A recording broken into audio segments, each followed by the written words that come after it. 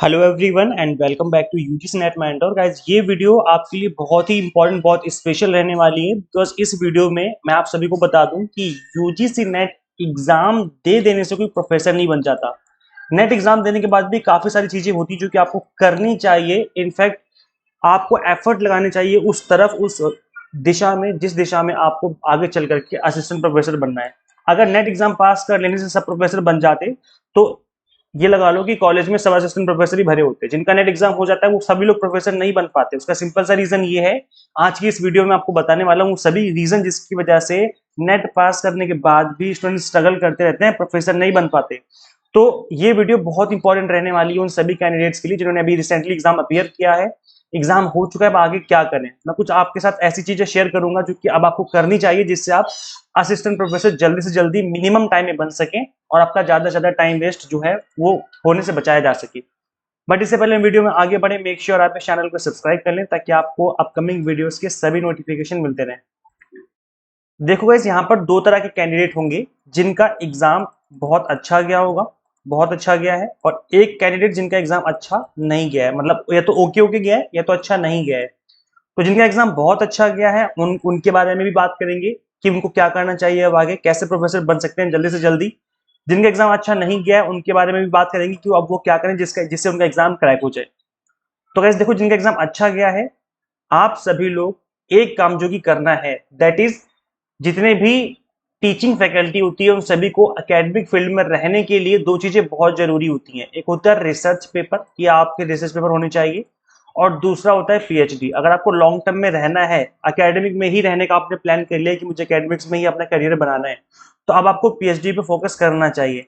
और at the same time आपको research paper at least, अगर पीएचडी नहीं कर रहे हो फिलहाल के लिए, साल 2 साल 4 साल के लिए आपका प्लान नहीं है, तो एटलीस्ट आपके पास रिसर्च पेपर होने जरूरी है। मिनिमम एक तो होना ही चाहिए, दो होंगे तो बहुत अच्छी बात है, तीन चार जितने होंगे तो उतना ही अच्छी बात है, उतने ही ज्यादा चांसेस होंगे आपके रिक्रूटमेंट के। अब इसका रीजन क्या है मैं बताता हूँ। देखो गाइस, जब आप कहीं भी इंटरव्यू देने जाओगे वहां पे दो चीजें पूछी जाएंगी। अगर आपने पीजी कर लिया है, नेट पास कर लिया है, ये तो सभी के पास है भाई। पीजी प्लस नेट तो उन सभी कैंडिडेट्स के पास है जिन्होंने ऑलरेडी नेट एग्जाम पास कर लिया है। तो आपके पास ऐसा क्या है कि हम आपको हायर करें? सबसे पहली चीज, आपके सब्जेक्ट के ऊपर कितनी कमांड है।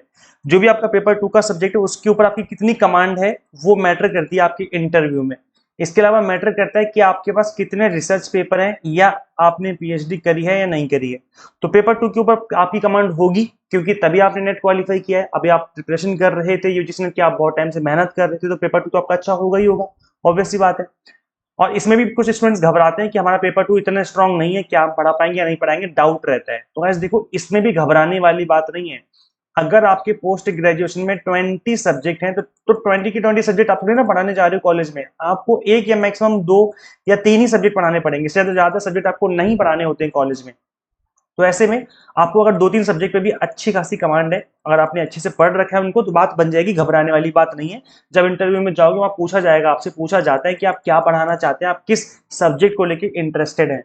तो जैसे सपोज करो कॉमर्स है, मैं कॉमर्स का एक एग्जांपल दे रहा हूँ। अगर आपको अकाउंट्स अच्छी लगती है, फाइनेंस अच्छी लगती है, तो आप ये सब्जेक्ट चुन सकते हो।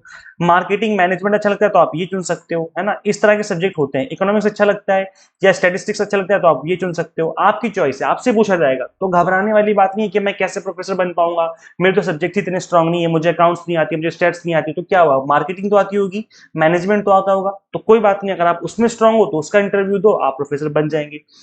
तो हमने बात की पेपर 2 की कितनी कमांड है आपको, फिर हम बात कर रहे हैं रिसर्च पेपर की और पीएचडी से रिलेटेड। अब काफी सारे कैंडिडेट्स को यही नहीं पता होता कि रिसर्च पेपर लिखना कैसे है, क्योंकि इंडिया में आप सभी को पता है कि रिसर्च पेपर लिखना सिखाया नहीं जाता आपको कॉलेज में, है ना। अभी तक तो ऐसा कल्चर नहीं था कॉलेज में या पीजी में कि आपको रिसर्च पेपर लिखना सिखाया जाए। लेकिन अब जो है अपकमिंग ईयर्स में आपको ऐसा कल्चर देखने को मिलेगा, क्योंकि जो एनईपी 2020 है ना, उसके अकॉर्डिंग इन्होंने प्लान किया था कि हम रिसर्च का भी एक एनवायरमेंट बनाएंगे कॉलेज में ताकि स्टूडेंट्स रिसर्च कर सकें। वैसे मैं बता दूं, मैंने आप सभी के लिए how to write research paper beginners guide, मतलब बिल्कुल आपको कुछ नहीं पता, स्टेप बाय स्टेप आपको मैंने बता रखा है कि कैसे अप्रोच करना चाहिए सब्जेक्ट को, कैसे हमें लिखना चाहिए, किस तरीके से हमें इन चीजों को लेकर के एक रिसर्च पेपर लिखना चाहिए। तो मैंने भी अपने रिसर्च पेपर को ही एक बेस बना करके आपको समझाया था कि मैंने ऐसे किया तो आप लोग भी कर सकते हो।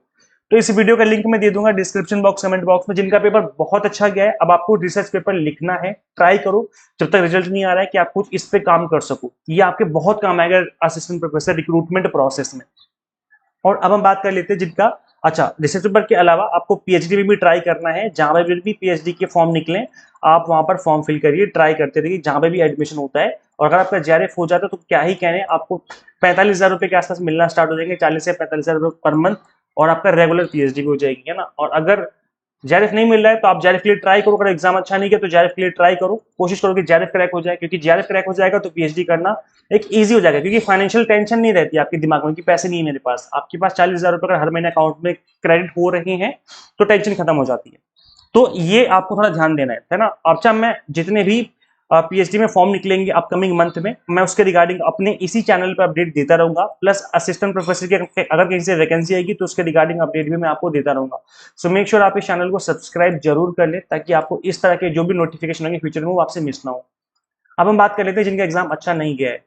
देखो गाइज, एग्जाम अच्छा नहीं जाना और एग्जाम अच्छा जाना वो कंप्लीटली डिपेंड करता है दो चीजों पे। पहला होता है हार्ड वर्क, कि आपने कितना हार्ड वर्क किया है, और दूसरा डिपेंड करता है लक पे। लक का मतलब है कि, लक का मतलब मैं इस सेंस में बोल रहा हूँ कि आपने मेहनत तो की थी, लेकिन जो सब्जेक्ट जो टॉपिक आपने पढ़े वहां से क्वेश्चन कम बने, क्वेश्चन वहां से ज्यादा बन गए जो आपने अच्छे से नहीं पढ़ रखा था, या जो आपका वीक एरिया था वहां से ज्यादा क्वेश्चन बन गए। अब ये कंप्लीटली लक पे डिपेंड करता है, आपको नहीं पता कि कहाँ से कितने क्वेश्चन बनेंगे, क्योंकि एनटीए का कहना ऐसा है कि पेपर 1 में या पेपर 2 में हर एक यूनिट से हम 10-10 क्वेश्चन पूछते हैं, और यहाँ से 5-5 क्वेश्चन पूछे जाते हैं, यहाँ से 10-10 क्वेश्चन पूछे जाते हैं, लेकिन एक्चुअल में ऐसा होता नहीं है। लेकिन एनटीए एक्चुअल में ऐसा करता नहीं, जब पेपर सेट करता है तो किसी यूनिट से ज्यादा क्वेश्चन बन जाते हैं, किसी यूनिट से कम क्वेश्चन बन जाते हैं, तो ये एक प्रॉब्लम हो जाती है। तो यहाँ पर अब लक भी होगा आपके हार्डवर्क के साथ साथ, तो दोनों चीजें रहती हैं। अच्छा, अगर जहां तक बात है हार्डवर्क की, तो हार्डवर्क करना भी अपने आप में एक आर्ट है। अगर आप हार्डवर्क कर रहे हो उस दिशा में या इस तरीके से जिसमें जहां पर आपको रिजल्ट नहीं मिलेंगे, रिजल्ट कम मिलेंगे, तो प्रॉब्लम है। लेकिन अगर आप हार्ड वर्क कर रहे हो उस तरीके से कि जहां पे आपको रिजल्ट भरपूर मात्रा में मिलेगा, तो ऑब्वियस सी बात है आपका एग्जाम क्रैक हो जाना चाहिए। और इसके अलावा कुछ स्टूडेंट्स ऐसे भी होते हैं जिनको लगता है कि मैं पिछले लास्ट के 1-2 महीने में पढ़ के एग्जाम क्रैक कर लूंगा, तो ये बहुत बड़ी गलत फहमी होती है। बहुत ही रेयर चांस होते हैं कि आपका लास्ट के 1 से 2 महीने में एग्जाम क्रैक होगा। क्यों? इसका सिंपल सा रीजन है, आपका ग्रेजुएशन या पोस्ट ग्रेजुएशन कितना स्ट्रांग है। अगर आपने ग्रेजुएशन पोस्ट ग्रेजुएशन बहुत अच्छे से स्टडी कर रखी है, आपका बहुत स्ट्रांग है, फिर तो आपका एग्जाम क्रैक हो जाएगा 1-2 महीने में, कोई दिक्कत नहीं आएगी, क्योंकि पेपर 2 यही वाला होता है जो आपने पढ़ा होता है पीजी में, और पेपर 1 थोड़ा सा अलग होता है जिसको आप पढ़ के निकाल देते हो 1-2 महीने में। लेकिन ग्रेजुएशन पोस्ट ग्रेजुएशन में अगर आपके 80-90% मार्क्स नहीं है, आपका इतना स्ट्रांग नहीं है कि आपने इतना स्कोर किया हो, तो उस केस में भाई आपको टाइम लगने वाला है। 5 से 6 महीने का आइडल टाइम होता है, और तभी इसी वजह से एनडीए एग्जाम में 6 महीने का गैप करता है। 2 एग्जाम, नहीं तो साल में 3 बार एग्जाम ना ले ले, 4 बार एग्जाम ले ले। 4 बार एग्जाम क्यों नहीं होते? क्योंकि यहाँ पर 6 महीने का टाइम आपको दिया जाता है, और एनटीए को खुद को भी टाइम चाहिए होता है पेपर को सेट करने में, रिजल्ट डिक्लेयर करने में, तो इसलिए 6-6 महीने का टाइम दिया जाता है ताकि आप नेक्स्ट स्लॉट में एग्जाम दे सको। तो ये 5 से 6 महीने का एक आइडल टाइम होता है जिसके थ्रू आप इजीली पढ़ करके एग्जाम क्रैक कर सकते हैं। अच्छा, यहाँ पर मैं आपको बता दूं कि मैंने अपने इसी चैनल पर रिवीजन सीरीज करवाई थी, जिससे स्टूडेंट्स को बहुत ही बड़े लेवल पे एडवांटेज मिला था। अब देखो, मैं रिवीजन तो हर बार करवाता हूँ, सिर्फ रिवीजन वाली सीरीज पढ़ लेने से या यूट्यूब पर जो मैं क्लास लेता हूँ उतना ही पढ़ लेने से अगर एग्जाम क्रैक होता, तो यहाँ पर अगर 60,000 बच्चे, 50,000 बच्चे फॉर्म फिल करते हैं कॉमर्स की फील्ड में, 60,000 बच्चे फॉर्म फिल करते हैं हर साल, तो सबका एग्जाम क्रैक हो जाता। क्योंकि भाई यूट्यूब तो सब लोग ही देखते हैं ना, कौन ऐसा बच्चा जो आज के टाइम पे यूट्यूब नहीं देखता। तो सिर्फ और सिर्फ यूट्यूब की वीडियोस पे रिलाई करने से बात नहीं बनने वाली, क्योंकि कंटेंट लिमिटेड होता है और अनस्ट्रक्चर्ड वे में होता है। ये पढ़ा दिया, वो पढ़ा दिया, कुछ भी करा दिया, कुछ भी प्रैक्टिस करवा दी, तो ये जो चीजें रहती है यूट्यूब पर इस तरीके से रहती हैं। लेकिन जो अगर आप कहीं भी इन्वेस्ट करते हो तो छोटा मोटा अमाउंट एक पेड बैच ले लेते हो, तो फिर वो एक आपकी टीचर की लायबिलिटी हो जाती है कि आपको अच्छे से अच्छा कंटेंट डिलीवर किया जाए। तो ये थोड़ा डिफरेंस रहता है दोनों चीजों में। अच्छा, मैं बता दूं कि यूजीसी नेट का थोड़ा सा एग्जाम पैटर्न में भी इस बार चेंज देखने को मिला। जैसे कि आपको पता है कि कुछ क्वेश्चन मूवीज के देखने को मिले हमें, है ना, कुछ इस तरह के क्वेश्चन भी देखने को मिले जो कि पहले नहीं पूछे गए थे। ये एनटीए हर बार करता है, ये कोई नई बात नहीं है, एनटीए हर बार ऐसा करता है। तो इसमें आपको घबराने वाली बात नहीं है कि मेरा एग्जाम ऐसा कैसे आ गया, एनटीए हर बार ऐसा करता है, तो इससे घबराने वाली बात नहीं है। कोई बात नहीं, अब हमें पता चल गया ना कि मूवीज के ऊपर क्वेश्चन बन रहे हैं, कोई बात नहीं। जब हम दिसंबर की प्रिपरेशन करेंगे 2025 में, तो हम आपको कंप्लीटली अपडेटेड सिलेबस के अकॉर्डिंग ही पढ़ाएंगे। देखो, 80 से 90% सिलेबस सेम रहता है, जो अभी आपका जून में था वही होगा दिसंबर में, 80 to 90% सेम रहेगा। 10-20% चीजें हर बार चेंज होती हैं, और वो 10-20% पे फोकस करके मैं आपको और अच्छे से पढ़ाऊंगा दिसंबर एग्जाम के लिए। तो जो आपका सिलेबस है मैं आपको वो तो पढ़ाऊंगा ही पढ़ाऊंगा, प्लस जो ऐसे टॉपिक पूछे गए जो अभी तक नहीं पूछे गए थे, मैं इन टॉपिक को भी अपकमिंग सेशन में अच्छे से कवर करवाने वाला हूँ। तो यहाँ पर जो मैं अब आपको पढ़ाऊंगा दिसंबर एग्जाम के लिए वो कंप्लीटली अपडेटेड रहेगा। अब देखो गाइस यहाँ पर कुछ स्टूडेंट्स का फीडबैक भी देख लेते हैं कि स्टूडेंट्स का क्या कहना है। एक देवी करके स्टूडेंट है, इन्होंने पेपर 1 का कोर्स एनरोल किया था। इनका कहना है कि revision series and crash course से बहुत इनको हेल्प मिली, टू द पॉइंट मिला, सेम क्वेश्चन जो कि एग्जाम में इनको देखने को मिले जो हमने कोर्स के अंदर मॉक टेस्ट बनाए हुए थे। एक स्टूडेंट है, इन्होंने बताया दैट जितना क्लास में पढ़ाया था उतना सब आया था। इसका मतलब क्या है कि यहाँ पर कंप्लीट जो कंटेंट है जो क्लास में मिलता है वो कंप्लीटली एग्जाम टारगेटेड मिलता है। कि नीता स्टूडेंट है, वो कहते हैं कि आज फर्स्ट शिफ्ट में इनका कॉमर्स का एग्जाम था, आपकी क्लास से बहुत हेल्प मिली इनको। क्या क्वेश्चन तो आपने जो कराए थे उसमें से ही सेम टू सेम आए थे, ऐसा लग रहा था जैसे आपके ऐप में हम मॉक टेस्ट ही दे रहे हैं।